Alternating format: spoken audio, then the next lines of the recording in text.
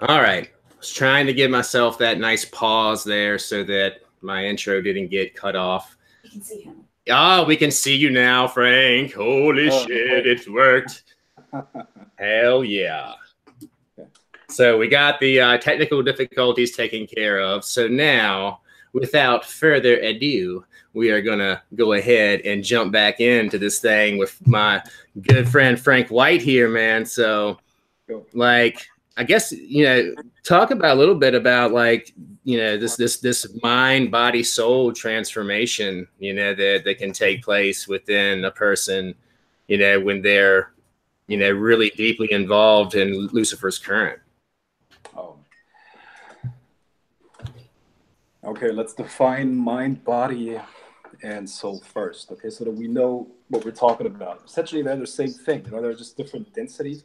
And even if when we look at the physical body, right, and that's a proven fact. Okay, you don't even have to go into like witchcraft to find that out. It's a proven fact accepted by mainstream physics that atoms are empty space for the most part, and the physical body is made up out of atoms, right? So if we took out the vacuum in the physical body, we would have something that was microscopically small. Okay, so the mass that was left, if the empty space is taken out, is almost nothing. All right.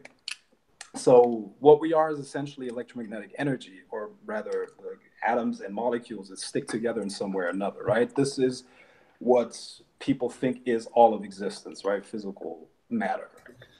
But I mean, in different densities there are different energy fields, and we are multidimensional. Okay, that's one term you could use. You could also say we're a combination of energy fields that vibrate at more and more subtle frequencies. That's what we are. That's the human being. We are more spirit than we are physical body, even though most people think they are a physical body. Right now, the transformation is in essence this. It is merging all of those densities into one awareness. Okay, usually it's like this.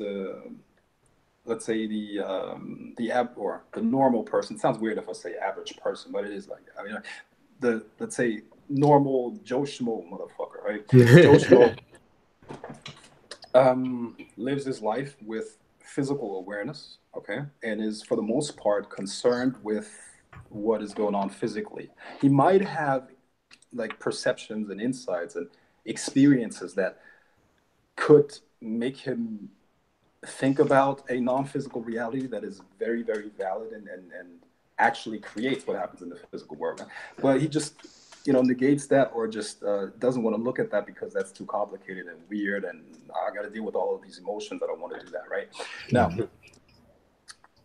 when he goes to sleep, he has dreams, right? So he just transfers his awareness and consciousness over into a different density, but that's part of him as well, right? And beyond that, there's even more, and beyond that, there's even more and more. And the deeper and the more subtle the perception becomes, the less physical it is and the less restrictions there are. Now, this transformation process, or the great work, is essentially just realizing that at the end of the day, or once that process is finished, the awareness of the highest and the lowest merge, as above, so below, as within, so without. That's really the transformation process. Now, how does that work? And then what are the, let's say, physical results of that? Okay, now, when we speak of ego, let's define ego as well. Okay, ego in that case, or in that sense, is an identity that has been accumulated over a certain amount of time. Now, how does that work? You have certain experiences, and the quote unquote outside world has a certain effect on you. You respond in a certain way, and then it's kind of like a feedback loop, right? You have an outside experience. You make conclusions internally, and based on that, you begin to create a map of the outside territory, right? Back and forth, back and forth. Now, is that accurate? Does one's internal map accurately kind of like show the outside territory? Of course it doesn't, right? So what we are in physical matter reality, or what most people, you know, consider their ego, is just a random set of beliefs that were, you know, built up over time based on certain physical conditions and experiences that they have, right? Can be changed in no time. Any brainwashing program, any NLP practitioner can show you that it's very easy to change those beliefs, and based on that, create a different external experience. Hypnotists as well, right? Now, understanding that is the first step. Then you experiment with that, you change it, and now witchcraft and the spirits come in to, and I think the ultimate goal is to realize that they're like they are trying to make you realize that there is a connection between what's going on within you and the external world, right? Now, as you call spirits out of a more subtle realm into a more dense state, okay, into a more dense state, you are actually breaking down this veil, the veil of Isis, the separation between dimensions, all right? This is very real. This is very real, folks. And for those of you who hadn't had these experiences yet, you can bring down a spirit to a level where it is, you can touch it etherically. Okay, it's almost like, let's say you stand next to a person, and maybe you've had this experience, maybe with your lover, or like even just with yourself. Okay, you touch your own energy body, and then are very close to, you know, there's energy, right? You can condense a spirit down to that level. All right, so they're very, very real. You can even take Polaroid pictures. All right, this stuff is very real. Now, what you're doing in witchcraft is you are using your mind and your understanding of the connection between those different levels to destroy the illusion of separation. And now, living in a physical body and having these, you know, like essentially an animal body that is bound to certain, you know, needs, that cuts off that perception quite a bit. All right. Now, there are techniques where you can change your state of consciousness and then are a little bit removed from that. But you will, like in a physical body, it's not really possible to fully go to the other side. Now,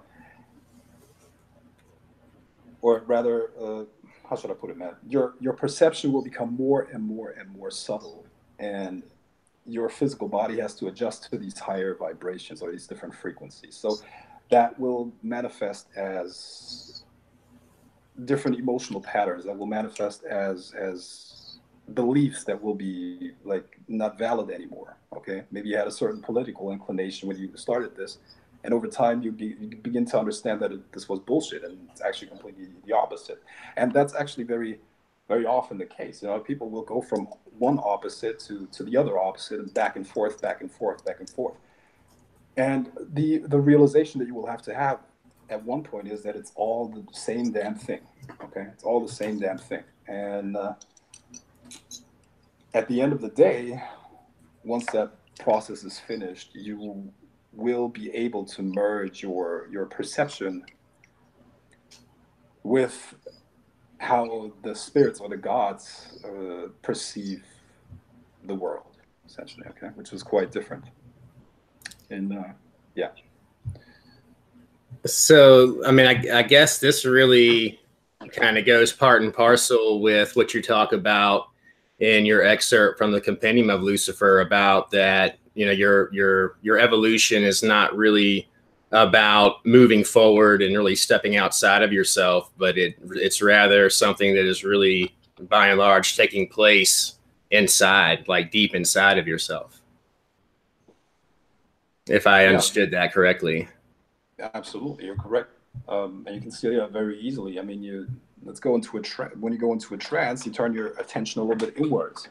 And just by a little bit of relaxation and going inwards, your awareness will expand into your etheric body.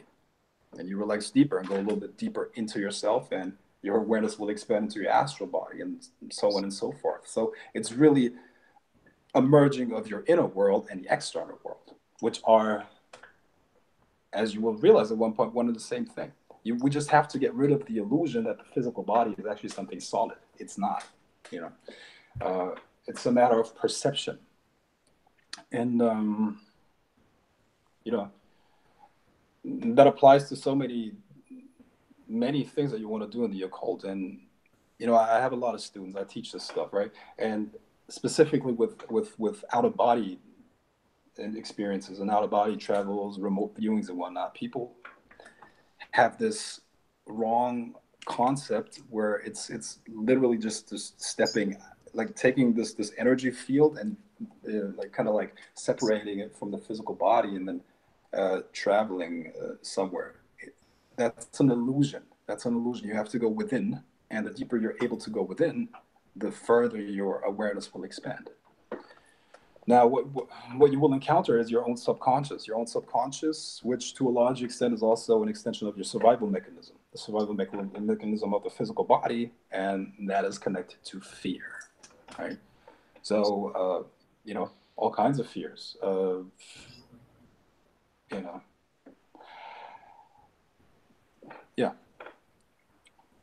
So what I wanted to ask you, like, you know, as far as getting into these different levels of consciousness and these different layers of our energetic body, what do you recommend as far as prerequisite work for practitioners that really want to delve into that, but maybe feel like it's a little much? I mean, because I know like this kind of stuff can really shake a person's reality to the core. I know it has for me. And not that I was the most mentally and emotionally stable person in the world to begin with, but I know there's some people out there that would really just be rocked to the core with a lot of this stuff. But I think it's safe to say that most everybody could overcome these challenges and do these things. But and working with some of your students, are you able to identify, or does this happen frequently where you're talking to someone and you're just like, I don't know if this is going to be for you, you know, because I know it's not for everyone, but, you know, like, what are your thoughts on that about, you know, just the person's reality being taken so far away from what their perception of their reality is that they're not able to handle it? Yeah. Well, first of all, I think the more the better. You know, the more people that explore their spirituality, the faster we can take this bullshit that's going on around us down. Because, I mean, you know, humanity is not going to survive if we don't change. You know what I mean? And the change in the world can only happen through a change in mass human consciousness. And how do you start that? How do you kickstart that? Work on yourself, and that will have ripple effects, right? So that's number one. That's the bigger picture, you could say. Yeah. Number two, how should I put it?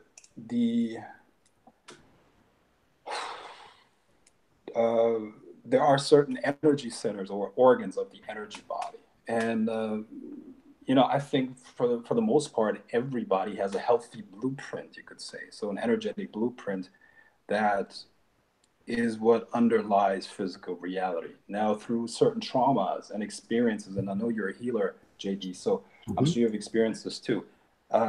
Just through fixing certain energy blocks in a person, they completely transform not just not just their health, not just like emotional or relationship patterns, but everything in their life will be affected. You know what I mean? So it's really about that. I think this is, to an extent, well, maybe natural is not the right word, but it is a potential that lies within most people, if not everybody. Okay. So I think it starts with fixing energy blocks. You know what I mean? Most of the reactions that people have, that's not a child's reaction. A child is basically a clean slate for the most part. Okay. So if you present a child with that stuff and you just, let's say you approach a little one and told her, you know, look, honey, there are like spirits out there. There are nice ones. There are, you know, spirits that you might have to, you know, be careful with. But here are the tools so you can deal with that, okay? You can use some incense. There are certain banishings that you can do. And there's really no need to be afraid because you know now how to handle that. You know what I mean? A kid would have no problem with that. You know what I mean? Mm-hmm.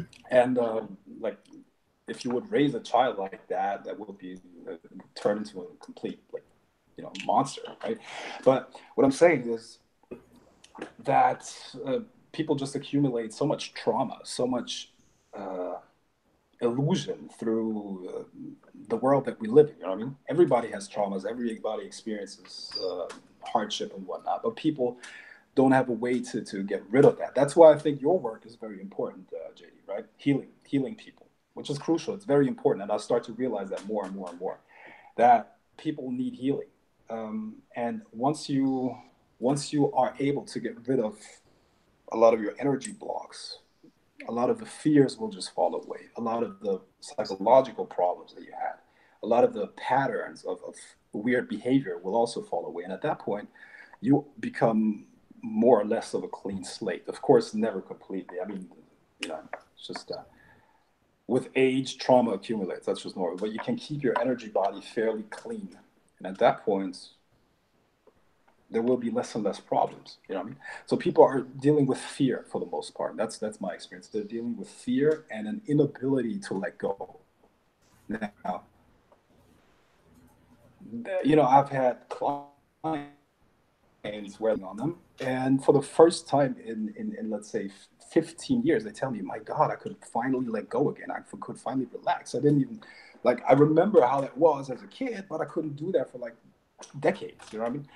And that's where it starts. Energy healing, working on your chakras, getting rid of a lot of blocks, you know, so that life force, which is basically the engine to make witchcraft work, can flow freely again. And at that point, you're going to be able to do things that you wouldn't have dreamed of. It's insane. Okay. You will turn into almost like a super being. Yeah, I've had some really profound experiences myself with healing work, you know, and that's really what I got into first and foremost before I really got into magic and witchcraft was really strictly healing work.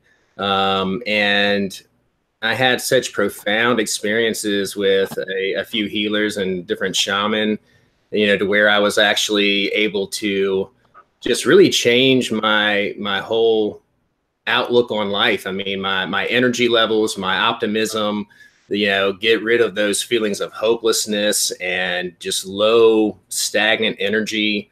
I mean, it just like, you know, challenges that I was having mentally and emotionally were like lifted away within a matter of an hour. And, you know, I walked away from the session, like you said, I mean, really feeling like a Superman, feeling like I was like indestructible and had, you know, so much zest for life. And just, you know, like I just found myself renewed in every way and like ready to go out and conquer the world and do the things that I really wanted to do, but felt that I wasn't able to do, you know, due to those energetic blocks and just all of the negativity and funkiness and heavy weight and, you know, energetic resonance that really didn't fit in and jive with my own resonance. And it just had me all screwed up. So, you know, for those of you out there that experience this kind of thing, it's probably something that for a lot of you could kind of be an ongoing cycle. And you may have to get healing sessions more often than some other people would, but you know, definitely look into energy work and energy healing, because I mean, it can help you so very much. And like Frank said, I mean, it's like, you know, it kind of gives you that clean slate to get started again, you know, on your mission and you know, fulfilling your great work. I mean, it's you know, for me, if I don't feel good and if I'm not excited and optimistic about what I'm doing, I really can't do it. You know, I mean, it's just no way. I have to be in it, you know, with the fullness of my heart, basically. And I have to feel good about that in order to do it. Yeah, exactly. And why fix symptoms, right? Why not go to the fucking root and fix the fucking root, right? Because look, everything arises from energy. Your behavioral patterns, your like what you crave in terms of diet, what you like, the people that you draw into your life, the information intake that you feel drawn to, all of that is number one, energy that you take in, but number two, your patterns, that which controls what you do, what you pull into your life is energy. So if you fix the energy, everything else step by step will fix it. It's like what, like, I mean, this is where you need to fix the problem. And once you do that, everything else will change. Believe me, certain foods that were bad for you, but you didn't realize how bad they were for you because you were fucked up before, after some energy work or after some healing, you will notice, fuck, this gives me a fucking stomach ache. My energy's so low after eating that. And then you will fix your diet, you know, because you can't handle that anymore. Because your frequency, because your vibration is different now. Okay. It's not compatible with that old stuff anymore. People that were toxic, they will be removed from your life. Okay. People that are good for you, they will come into your life.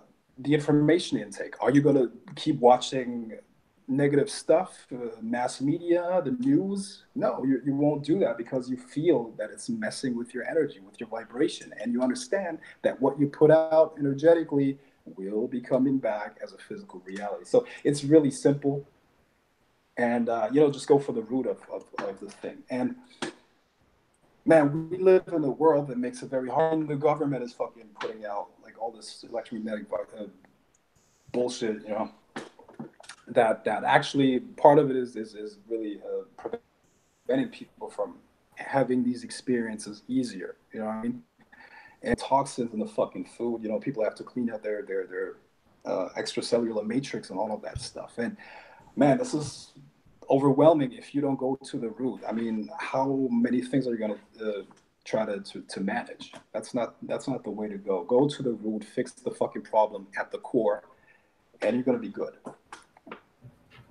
So when you're talking about, you know, like some of the things that the government might be doing, what are your thoughts on it being a lot to do with like frequencies, you know, frequencies that they are putting out into the environment? I mean, even the frequencies like the 4G and everything that like we use with our smartphones and the wired Wi-Fi and all that kind of stuff. I mean, do you think that some of this technology, while it is very helpful and useful, and it's assisting us today and getting this information out there to the masses, do you believe that these frequencies are probably not too healthy for us?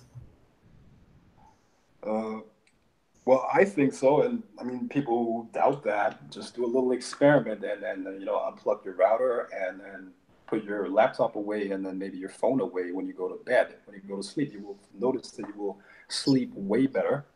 You know, also, you know, there are certain chips that you can use that you can put on your phone, and you like check with the pendulum, and you will see that the radiation is quite is lessened quite a bit. Now, absolutely, everything is energy. Everything has a certain frequency to it. Now, electrosmog, electromagnetic pollution, does that distort the energy body? Absolutely. Fuck yeah, of course.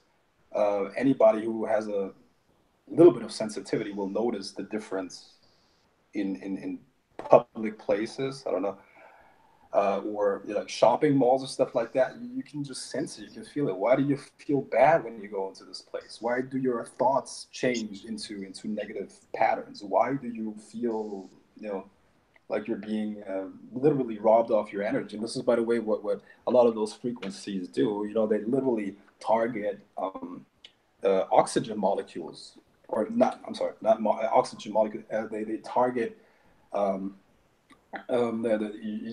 cells in the blood that carry the oxygen, and they literally make you lose the oxygen. So they rob you off your energy.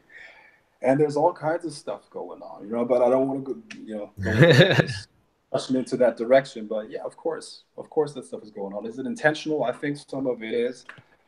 Other stuff isn't, you know. Do I think that the elite is using witchcraft? Fuck yeah, it's been doing that forever. Do I think the Roman Empire ever went down? No. But let's not go there. So let's stick with that. But yeah, of course there are you know, electromagnetic frequencies are always messing with people, and it's a big problem actually that people are not aware of. Yeah. Well, let me ask you this, you know, while we're talking about that, and I know this is like, you know, pretty off topic for, you know, the whole discussion of Lucifer, but, you know, just while I had you here, we were talking about this. What are your what are your thoughts on using microwaves? Do you use a microwave at all, or do you feel that they are no good? I rarely do. I don't have a microwave at home. Sometimes when I'm on the road or something like that, I have to eat fast food. But what I do is I just tune into pure light and I heal the cells of that food, right? I'm a vegetarian, been a vegetarian for like 12 years. So I don't eat meat at all. Do I think everybody should do that? That's up to you. All I'm saying is I'm a vegetarian. Okay. You know, so people don't get offended. People get offended when you say I'm a vegetarian. I'm a vegetarian. Okay. Now, what you have to understand is that the cells in your food have a certain energetic blueprint around them, right? And there is a healthy blueprint and there's an unhealthy. You put your food into a microwave, that blueprint is gonna be straight death. Okay, it's gonna be messed up. It's gonna be messed up. Now you're putting this into your energy field by eating it, right? And you're distorting your emotions, your mental patterns, and your energy is going to be messed up, right? Now, through connection to certain energies, I don't know, it could be Reiki or something like that, or pure light, you know, the highest of the high, divine love, or whatever the fuck you want to call that, right? Connecting to that and just pushing this energy through your hand chakras and having the food or holding the food in your hands, you can reprogram that matrix, that energy matrix around the food, so it's not harmful anymore. So that's my way to counteract that for the most part. I also heal my water. I recharge the information. Water stores information, by the way. Like, let's say you buy water in a grocery store. How many people do you think had contact with that water? How many of those thoughts, intentions, and messed up energies were transferred over into that water? And now you're drinking that, right? Now, I don't want that. I don't want to deal with people's problems, or at least I don't want to take those problems into myself. So of course I use my energy and some energy healing on the water as well, and I reprogram it so that it isn't harmful to me anymore. Right? So. Yeah, I've definitely noticed. You know, I'm not a vegetarian at this point. I still consume, you know, a good amount of meat protein, but I do notice that the cleaner that I have been, you know, the cleaner my diet is, especially like, you know, raw vegetables and things of that nature, and the less processed foods that I consume. You know, like you were alluding to earlier, I mean, it really does make a huge difference. You know, like I think like so many people, they're used to feeling a certain way. They're used to feeling a certain way after they consume a meal, like whether it's fast food or whether it's something they've eaten at home. I guess the thing that most people expect is that you're going to feel kind of weighed down, maybe a little tired. Maybe your hunger, your appetite will be sated, but depending on what you're eating, maybe not. But, you know, even though you're not satisfied, you still feel heavy, full, maybe even a little down, you know, maybe even like, you know, going into like a mild depression from a lot of the food you eat. And I think people get so accustomed to that they don't know any different. But like I was one of those people. And once I started eating better, I noticed that after I would have a meal, I would actually almost like get high off of it. You know, like I would feel like just so energized and like this, you know, almost like after like a really good meditation session, you have this like influx of energy and vitality and vigor. And it's like, holy crap, this food made me feel amazing. Like I want to do this all the time. This is like, you know, unreal. Like, how did I not know that, you know? Yeah, I could relate. Absolutely. So let's see. One of the things, and I think you had touched on this a little bit earlier, but you know, in getting into how all of us are interconnected, and you know, there is this this collective consciousness.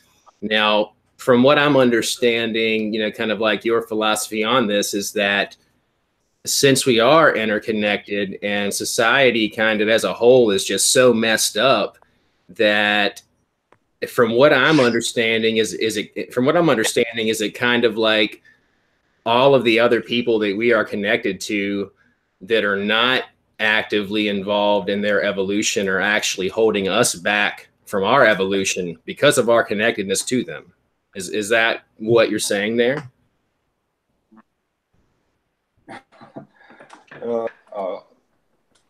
Yes. Like, it's weird, man. But look, but there were people before me as well, you know, and I could follow their energetic footprints, you could say. I had teachers, I had mentors, you know, I didn't learn all of that all by myself. Of course, I had people teaching me. Of course, I had, you know, spirits teaching me and whatnot. So I don't really think that question is how should I put it, man? I think you're right. I think you're right. Yes, of course they're holding you back. I mean, like I said, Joe Schmo, you know, I gotta use that example again. Joe Schmo that likes to watch fucking, I don't know, baseball, drinks beer, and fucking, I don't know, like, has read a book like last, you know, in high school, last time or something like that. You know, that guy is not helping our collective evolution out. All right. Now, is that relevant? Not really, because I mean, it's just a fact that and he's part of the human family. So what are you going to do? All you can do, the best you can do, is really work on yourself. Okay, and everything will follow from that. Once you reach a certain level, once your tuning fork has become strong enough. Okay, let's take the example of a tuning fork, right? You resonate at a certain frequency. I'm resonating at a certain frequency right now, right? I'm the tuning fork that is vibrating, and that is being transferred over to you. Now you begin to vibrate at a similar or the same frequency, right? Now, we're doing this all the time. It's not necessary to do a broadcast. It's not even necessary to be in physical proximity with that person, okay? All that is necessary is that we clean ourselves out. And once we do that, we're helping the collective evolution. You know what I mean? That's all that's necessary. If somebody else doing it, or if somebody else is doing it or not, is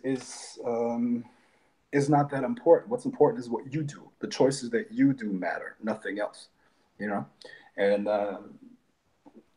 you know, sooner or later there will be so many people that are working on themselves, that are, like, you know, you could say improving the quality of their consciousness, that everybody will be, or the collective, or the how should I put it, the base level is going to be risen up. Okay, but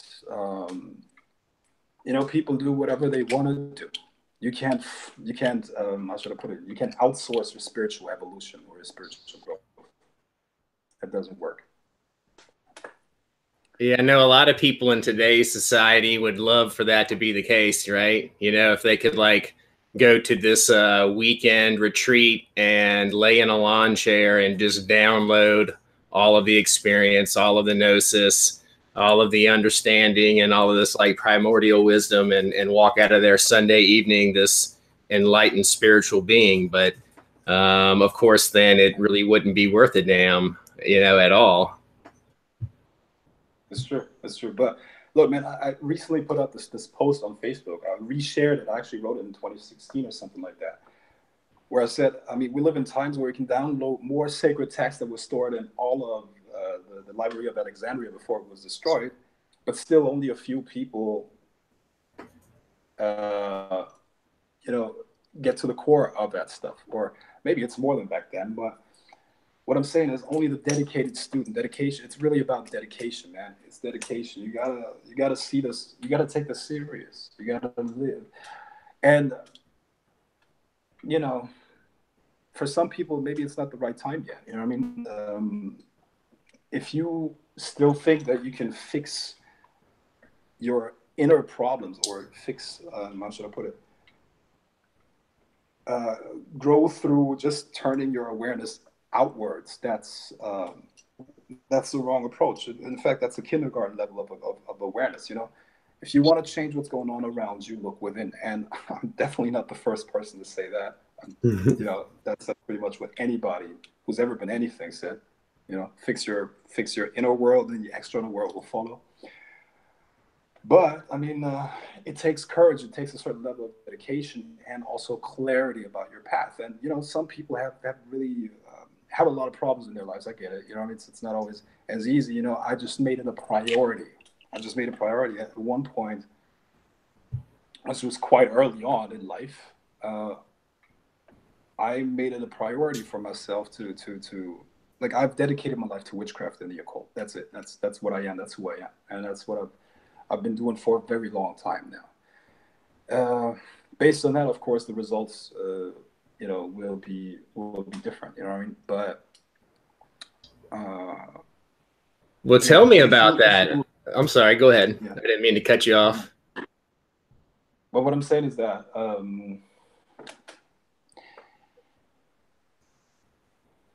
like, even just replacing watching TV or random YouTube videos. Of course, videos like this you should watch because that's high level education. But like, how many fucking prank videos, how much stupid clickbait stuff do you watch, right? Now, that's easy an hour. That's easily an hour, right? Now, if you would replace that and put a meditation in instead of that, okay? And then start small. There's just one meditation a day, and you meditate for like 30 minutes, another 30 minutes of chakra work. You will see that you will begin to transform, and that will be reflected in the outside world. Because, man, meditation is it's like a fucking Swiss pocket sword, right? Meditation can do so much for you. It's just insane. It helps you with cleaning your energy body. It helps you with emotional well-being. You can use mantras to affect things. You can put out certain frequencies and vibrations to affect people and all of that. It's so powerful. So if you just, like, let's say somebody has no spiritual practice, is just beginning this journey and is just interested in it, the number one thing that you should do, is pick up a meditation practice. This step alone is gonna, I mean, it's gonna have, it has so much leverage. It's not even funny. Okay. So there's one thing that I wanted to ask you. I've been, you know, thinking about it as you're talking here for the last few moments, and it's just, you know, I guess it's something that I like to ask everyone, but I really want to ask you in particular, you know, whatever you're willing to share with us. Is this, you know, is you know, witchcraft and your spirituality, is this something that you actively sought out, or is this something that sought you out and kind of pulled you into it, so to speak? Well, at first I was pulled into it. Once I made the decision, I went into it full force. Now, well, my grandmother and other ancestors were very, very much involved with that, with the occult stuff. And my parents are actually Christian. You know, my dad is a layman preacher, and you know, my mom is also quite Christian. So they didn't practice, but my dad still had like prophetic dreams and all of that. And at the breakfast table and all of that, he would always tell us what he had dreamed, and you know, this is what's going to happen, this is what's, and stuff like that. So I kind of like grew up, you know, in a way where it wasn't like this type, or this part of reality wasn't really a taboo or denied, and you know, I could talk about it and all of that. And so in that respect, my family was maybe helpful, but like I said, my mom and dad weren't really practitioners in any way. But I was sought out by people quite early on. You know, there was a school teacher, for instance, that she was like a high level initiate in a satanic order, and she saw something in me. And on our last day, before she retired, she invited me into her home, and that was basically, you know, I was like in my early teens, and that was my first step into the occult, and then my training started then. Now, I don't know, man. I was like, how should I put it, man? I was not very compatible with the super, like, how should I put it? You know, the popular people, you know what I mean? The how should I put it? I had a certain vibration to me, a certain frequency that repels different people and attracts others. You know what I mean? So my circle of friends was always very small. We were kind of like little philosophers and, very existentialist and always concerned with, I was reading the I Ching at like 13 when others were concerned with other stuff. You know what I mean? Now, how should I put it? It's just my natural inclination. And I don't know, it was lucky enough, or how should I put it? Maybe I had some circumstances that were helpful, but I also made it clear. I mean, there was nothing that gave me that kind of sensations. Witchcraft, learning about spirits, hearing about that stuff. Also, man, my life is just full with all the with spirits. Poltergeist phenomena. People being possessed by spirits and coming up to me and speaking to me as that person, as that spirit. And, that's just my life. But, let me tell you this. Like I said, I have many students and also people that started quite late in life with this stuff, right? And once they really start embracing that and pay more attention to that stuff, it's kind of like the blinders fall off, right? And they can now see that the spirit world has been talking to them all the fucking time. And I always say that nature or God or the universe is constantly communicating to you all the time. You just have to, everybody has synchronicities, right? You just have to have the eyes to see. And it's really about your focus. Your focus, what you put your attention on, you will increase, and you will strengthen that in your life. And it really, I don't think age matters. I don't think background matters. I don't think any of that. What I think is it's about attention, dedication, making this little time in your day to focus on your spirituality, and anybody can do that. Anybody can do that. Okay. Now you got the choice between Netflix or your potential immortality and occult ascension. Okay. Now what's more exciting? Now to me, that's a no-brainer. Yeah, for me too. I would definitely put aside the Netflix to do anything that involves, bettering myself and, ascending spiritually. And, there's one thing that I wanted to ask you too, and this is something that I've talked about in several of my broadcasts before, and I have found that there are other people that have experienced this, and I wanted to know if you were one of the ones that experienced this too. Now, early on in your involvement, in the occult, did you run across a spirit that seemed to be very, very aggressive and adversarial, that basically made itself known, or basically was trying to present itself as something that was trying to annihilate you, defeat you, scare the heck out of you, really just torment you? And that's kind of how it comes across. But I kind of feel like this spirit is one that is really kind of seeing what you're made of and seeing if you're going to be able to handle everything that comes after.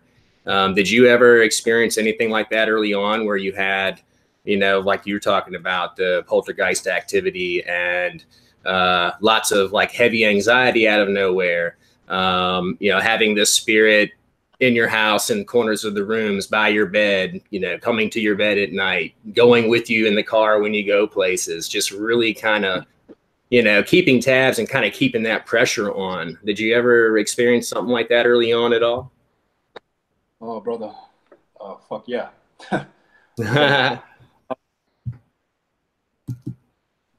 It's like, how should I put it? There was always this presence around me, even as a kid, very, very young, very, very young, this presence around me. And when it comes to specific experiences, when I started my journey into the occult, let me give you two examples. All right. One of the first exercises that I was given was the lesser banishing pentagram of the lesser banishing ritual of the pentagram, and I started to do this. And as you know, you begin to shine brighter on the astral. Your aura just accumulates more light. And this one spirit started to show up around me, which was looked very malicious, scary, as if he was like trying to prevent me from going further, from moving further on this journey, right? And he showed up around me, and I could see him kind of like semi-transparent, so like an etheric body, not a physical body, and a face that was kind of like, it was terrifying, it was frightening. Yeah. Can you describe him a little bit? Like, would his, give me some description of his appearance at all? What his features were? A very demonic face, demonic face, and the most striking thing was his vibe, the vibe that spirit has, which was extremely terrifying. And in terms, it was, how to put it, to give me the feeling as if I was under its control, and kind of like trying to scare me back into this other reality.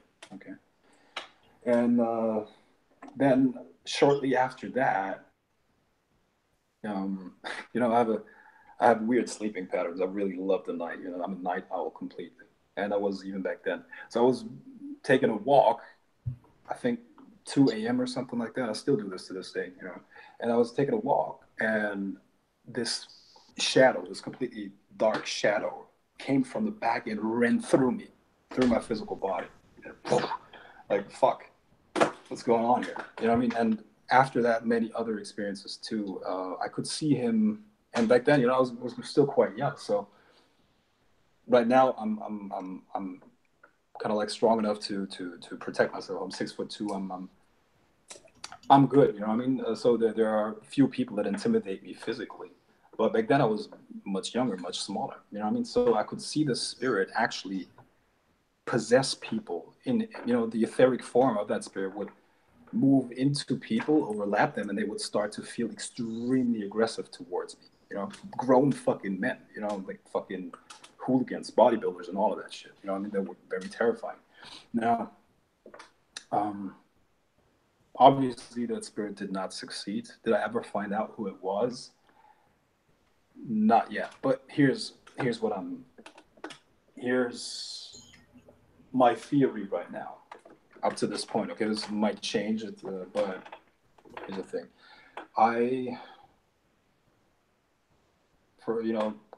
Some time back, I worked through the Sufi system. Okay, the Sufis. I don't know if you're familiar with them. There's one, I think, the Ottoman school of Sufism that has this regimen where you over a certain period of time do like you chant certain vocals and do different gestures. Okay, and it is like that regimen's purpose is to open up your spiritual perception. Now, my spiritual sight was already open, so it didn't have the effect of opening my spiritual senses. But in one of those descriptions, what effects that regimen supposedly would have to have is to kind of like create that same experience that I had with that spirit when I was very young, that shadow that ran through me. That is supposed to happen when you do this regimen and this exercise. So, some people say that there is this Faustian pact with certain spirits of the dead. Well, I'm a very good necromancer. Okay, necromancy is actually one of my fortes, but that's a different story or a different tradition. But some people say that the powers that be have, you could say, enslaved different spirits of the dead to scare people back into submission, or rather to scare them once they start embracing their spirituality. Now, are these spirits very powerful? I don't think so at all.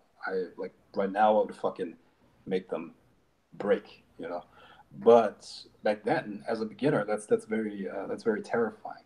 And I think a lot of people, you know, once they get into the occult, once they start seeing that it actually works, once they have the first like poltergeist phenomena, once they feel the fucking presence at night around them, they just stop doing this stuff, right? They you know, they think this is like too weird, this is too real for me, and I just want to go back to Netflix. So I think it works with a lot of people. They're scared back into submission. You know what I mean? And the powers that be that are absolutely using magic, every fucking sports event, every fucking Hollywood movie, every fucking wars, even they're massive energetic sacrifices to different spirits and demons. Okay, so there's method to the madness, actually. But what I'm saying is, it could be that you're just shaking off that spirit whose purpose is to kind of like scare you back into a 3D reality. Okay. I guess in my own case, like the way that I felt about this spirit, and I may be you know, looking at it all wrong or interpreting things incorrectly, but it kind of seemed like, you know, my perception of this spirit, of course, was negative because of what he was putting me through. And so I thought he was just this, you know, huge asshole. But after it was all over and I kind of had that showdown with him and, you know, proved to him that I had come into my power enough to display that to this spirit, the realization, I guess, came to me in my case that this spirit was just doing its job, that it had that role to play, and that while I perceived it to be evil and I perceived it to be a spirit that, you know, wanted nothing more than to see my undoing, and maybe that's what would have happened if I would have thrown in the towel, that it was actually there, you know, with a job, with a role, and that he was really just kind of carrying out his protocol. And fortunately, I came out on the other side. I guess, you know, I got like an A+, and, you know, at that point, he kind of just faded away. And I kind of got the feeling of, you know, when he left, he was kind of like, you know, no hard feelings, man, just doing my job. You know, like, have you ever had any experiences like that or heard about anything like that? Yeah, I did actually with multiple ones. Lucifer, of course, and the Baron Sumdi. Massively, and couple of them. Let me see. Let me think about that.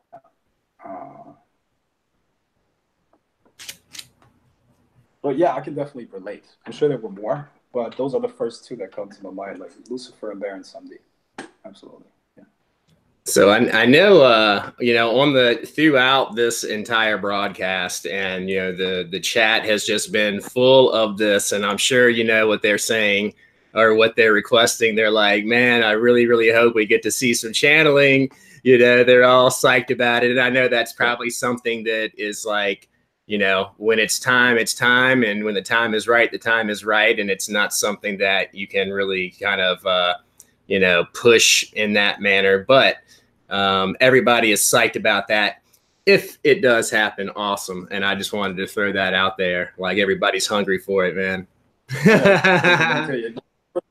I could definitely push it. Like, of course, I can channel at all times, right? Whenever I want to. But like, let's say the interview with EA that I did the last time, Lucifer literally wanted to speak. You know what I mean? Mm-hmm. And that's like not the case right now. Maybe okay. in a couple, I really just listen to what the spirits tell me at that point. Sure. You know what I mean? And if it was time, I would absolutely, and maybe next time or something.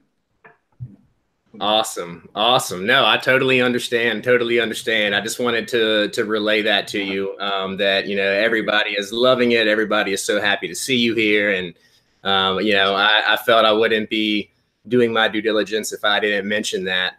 So now I understand too, aside from, you know, the literary portion of the Compendium of Lucifer, in which you have your submission, Lucifer, Opener of Paths, you also have a video course that accompanies this as well. Is that right? Yeah. And what can you tell us about that, if anything, without revealing too much? Well, it's how should I put it? It deepens the how should I put it? The experience of the text. The text itself will do certain things for you. Of course, it lays out the entire journey, and it also gives you the sigil. But if it was just about information, people's how should I put it?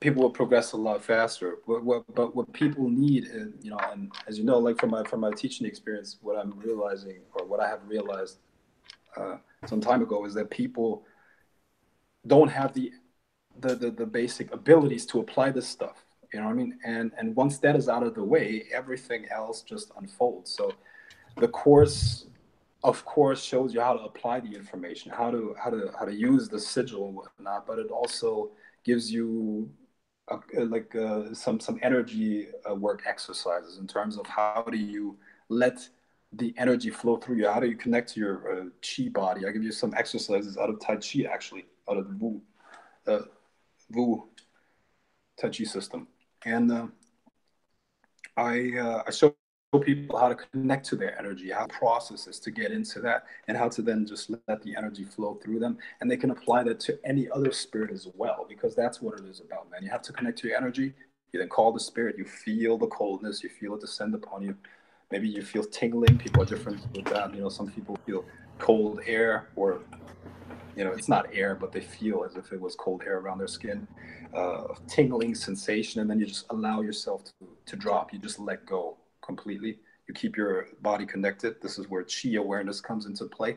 And then in your inner vision, you will begin to see the spirit. And then you can also, through concentration, push it into the instant smoke in front of you.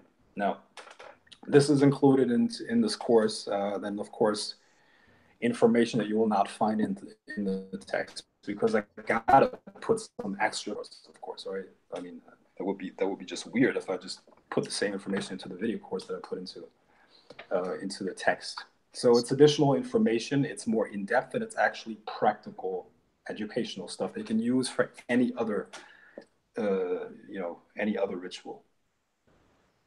That is awesome, man. I'm really excited to check that out, and I'm excited to check out the compendium. I know aside from your video course, I believe EA has one as well that he is going to release along with the compendium. So I think that, you know, you two gentlemen are the only ones that have put forth some video coursework in this thing, as far as I understand. But, you know, I'm like super psyched about it. And you know, like I was alluding to before, and I think everyone on this chat is familiar with your channel, Grail of the Serpent. Check that out on YouTube. Be sure to like and subscribe. And then your website, is that also Grail of the Serpent as well? It is grailoftheserpent.com. And I also teach a meditation program because, like I said, I realized very quickly that what people need is the basics. They need to learn to control their mind and to work with their energy. So I also have a meditation program. So for anyone who thinks they need to do that first step, that is the right way to go. And there's a website called theunboundedmind.com. The Unbounded Mind, which is my or where you can sign up for my meditation program, and I'll take it from there. However, I don't take everybody, and that applies to other programs that I teach as well. I had experiences with people, you know, I just let them sign up, and they came into the program, and some of them were a little bit unpleasant to deal with. So I have onboarding call with each one of them. I didn't do that. I do it myself first, and I really want to know if they're a good fit, you know. And if they're cool, that's awesome. If not, I'm completely, you know, I don't give a fuck about the money. You know what I mean? I can think that's really not what motivates me. So if you are interested in meditation, go to theunboundedmind.com, or like the best way, or one of the best ways is go to my YouTube channel. and click into the description of most of the videos, where you will find a link to a Facebook group, Grail of the Serpent Inner Circle, and request to join. And you will get some in-depth information where you can, I'll sort of put it, where you can convince yourself of work, as well as my in-depth expertise, which I say with total confidence. With us, you know, I'm totally confident my shit is A+. Okay, and I can say that because I've earned my stripes. So you're gonna get some fucking gems in that group. So ask to join. So, and as far as the Grail of the Serpent, the website, so I know you have, you know, a lot of different, you know, service. I guess you have like ritual services and things like that too, aside from like educational material, or what exactly do you have on that site that people can check out and take advantage of? Yeah, I do spiritual consultations, which might include tarot readings or a different divination system. I use Chanalongos as well, and also the I Ching and pendulum and whatnot. I use different divination systems. It all depends on the person that comes into the call or into the consultation. I do remote energy healing as well. I do, you know, just reading people's energy and fixing their problems with that. I do, of course, I do all kinds of rituals. I do love spells. I do, like, I don't like to do prosperity spells because that's very misunderstood, but that's explained in my Facebook group. But if it's really necessary and important, yes, I can get you a job. I can also, I also do baneful work, even though that's not really my preferred. Like, this is like, let me throw this out here. Okay, let me throw this out here. I think what people don't realize is, look, I'm a professional sorcerer, and my rituals actually work. I do real magic. Okay, so people, I think, often come with a wrong conception where they think it's just about waving your wand and shit happens. No, there's a lot of preparation that goes into that. Okay, I gotta get into the right emotional state. I gotta clean my energy before I go into the ritual, and after I come out of the ritual, I gotta clean that energy too. Also, before, let's say you do a curse, okay? When you do a curse, and even when you use a demon for that, you gotta bring that spirit down. Now, in the process of bringing that spirit here, condemnation, you gotta feed it energy, but you also gotta transfer your desire over to that spirit. Now, what people have to understand is that a magical imagination makes you actually experience that stuff. Okay, and that goes back that we're to the fact that we're all connected. Now, you are creating the sensation of that person being affected in a very negative way within yourself. This is transferred over to the spirit. Now, a fraction, a little bit of that energy will remain with you. Okay, so you will experience a little bit of a backlash from that curse. Okay, you can. It's look, you, with every curse, you will be affected as well. Okay, should that prevent you from doing that? That's a case-to-case decision. Just be aware of that. Okay, and you will feel it for a day or two. Okay, depending on how well you clean yourself and all of that. But does it feel good? Hell no, it does not feel good.